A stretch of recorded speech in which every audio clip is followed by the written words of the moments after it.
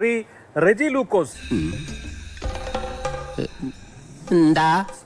ആളുകൾ അമ്പരന്നിരിക്കുകയാണ് എന്താണ് ഈ സംഭവിക്കുന്നത് എന്നോർത്ത്. ആരാണ് ഈ എം ആർ അജിത് കുമാർ? കേരള പോലീസിലെ ഒരു പോലീസ് ഉദ്യോഗസ്ഥൻ മാത്രമാണോ? അല്ല, അദ്ദേഹം മുഖ്യമന്ത്രിയുടെ വലങ്കൈയാണ്.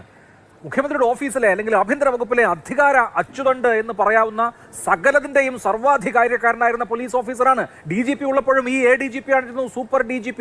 അദ്ദേഹമായിരുന്നു സകലതിന്റെയും നിയന്ത്രണം. ആ ശശി, അതുപോലെ തന്നെ ഈ അജിത് കുമാർ അച്ചുതണ്ട് ഇപ്പോൾ തകരുന്നു. ഒരുപക്ഷെ രണ്ടുപേരും പുറത്തേക്ക് പോകാം. എന്തായാലും അജിത് കുമാറിന്റെ പുറത്തേക്ക് പോക്ക് ഉറപ്പായി കഴിഞ്ഞിരിക്കുന്നു. എന്തായിരുന്നു ഈ 3 കൊല്ലം നടന്നുകൊണ്ടിരുന്നത് എന്നുള്ളത് ഒരു ചോദ്യചിഹ്നമാണ്. Abhilash, PV Anwar MLA, Nilambur MLA പുറത്തുവിട്ടിരിക്കുന്ന ഇന്നലെയും ഇന്നും ആയിട്ട് അദ്ദേഹം പുറത്തുവിട്ടിരിക്കുന്ന കുറെ വസ്തുതകളുണ്ട്. അത് കൃത്യമായ അദ്ദേഹത്തിന്റെ അറിവും ബോധ്യത്തോടുകൂടിയാണെന്നുള്ള അദ്ദേഹം പത്രസമ്മേളനത്തിൽ പറഞ്ഞു. മാധ്യമങ്ങൾ അതെല്ലാം ലൈവായിട്ട് റിപ്പോർട്ട് ചെയ്തു. ഇന്ന് രാവിലെ ബഹുമാനപ്പെട്ട ഗോവിന്ദ മാഷ്, പാർട്ടിയുടെ സംസ്ഥാന സെക്രട്ടറി ഗോവിന്ദ മാഷ് കണ്ണൂർ വെച്ച് മാധ്യമങ്ങൾ, നിങ്ങൾ ഉൾപ്പെടെയുള്ള മാധ്യമങ്ങൾ അദ്ദേഹത്തിനോട് ചോദിച്ചപ്പോൾ അദ്ദേഹം പറഞ്ഞു, അദ്ദേഹം ഉയർത്തിയ അത്തരം ആരോപണങ്ങളെ കുറിച്ച് സർക്കാരും പാർട്ടിയും അന്വേഷിക്കും, ഉചിതമായ നടപടി സ്വീകരിക്കുമെന്ന് പറഞ്ഞു.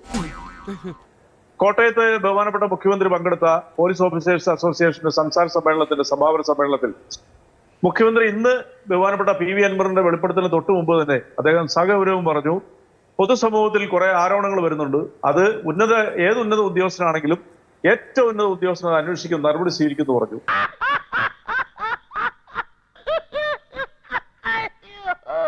ഏതാണ്ട് തെറ്റുകൾ ചെയ്ത 108 പോലീസ് ഉദ്യോഗസ്ഥരെ പിരിച്ചുവിട്ടെന്ന് അദ്ദേഹം ഒരു കണക്ക് പറഞ്ഞു.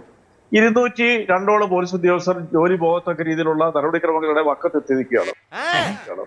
ഇവിടെ നിങ്ങളിപ്പോ ഈ സമയം വരെ ചർച്ച ചെയ്തത് 2021 മുമ്പ് സ്വർണ്ണക്കടത്ത് കള്ളക്കടത്ത് എന്നൊക്കെ പറഞ്ഞുകൊണ്ട് കേന്ദ്ര ഏജൻസികൾ വന്നു മുഖ്യമന്ത്രിയുടെ ഓഫീസിൽ നിന്നാണ് അവിടുന്ന് ഫോൺ കോൾ പോയി അവിടുമായിട്ട് ബന്ധപ്പെട്ടിരിക്കുന്നു, സ്വർണം പല രീതിയിൽ കടത്തുന്നു, കോൺസുലേറ്റിന്റെ പതിവ് പിന്നെ ഭാഗങ്ങളുണ്ട്, അങ്ങനെയുള്ള പല കഥകളും നമ്മൾ ചർച്ച ചെയ്തിട്ട് ഒരാവർത്തനം എന്നല്ലാതെ അതിനപ്പുറത്തേക്ക് പുതുതായിട്ട് ഒന്നും തന്നെ പഴയ കാര്യങ്ങളൊക്കെ വിടൂ. PV അൻവർ പറഞ്ഞ ഒറ്റ കാര്യം മാത്രം മതി.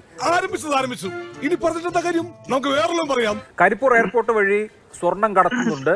അങ്ങനെ സ്വർണം കടത്തുമ്പോൾ കസ്റ്റംസിൽ നിന്ന് കിട്ടുന്ന വിവരപ്രകാരം കസ്റ്റംസിന്റെ സ്കാനറിൽ പതിഞ്ഞാലും ചില ആളുകളെ കസ്റ്റംസ് അങ്ങ് വിടുകയാണ്. ഇവരെ പുറത്തു വെച്ച് പോലീസിന്റെ സംഘം ഡാൻസ് ഓഫ് ഏറ്റുമുട്ടലിലൂടെ ഇവരിൽ നിന്ന് സ്വർണം പിടിക്കുന്നു. അതിലെ പകുതി സ്വർണം അവരെടുക്കുന്നു, കസ്റ്റംസുമായിട്ട് ലാഭം പങ്കിടുന്നു. കേരള പോലീസ് ഇങ്ങനെ ഒരു കൊള്ള സംഘമായി പ്രവർത്തിക്കുന്നു എന്ന ആരോപണം ഭരണകക്ഷി MLA ഉയർത്തുകയാണ്.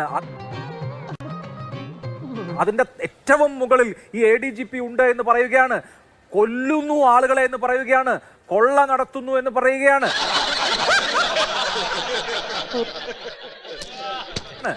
അനധികൃതമായി സ്വത്ത് സമ്പാദിക്കുന്നു എന്ന് പറയുകയാണ്. ഇതെല്ലാം നോക്കി P ശശി എന്ന പൊളിറ്റിക്കൽ സെക്രട്ടറി വെറുതെ ഇരിക്കുകയാണ്.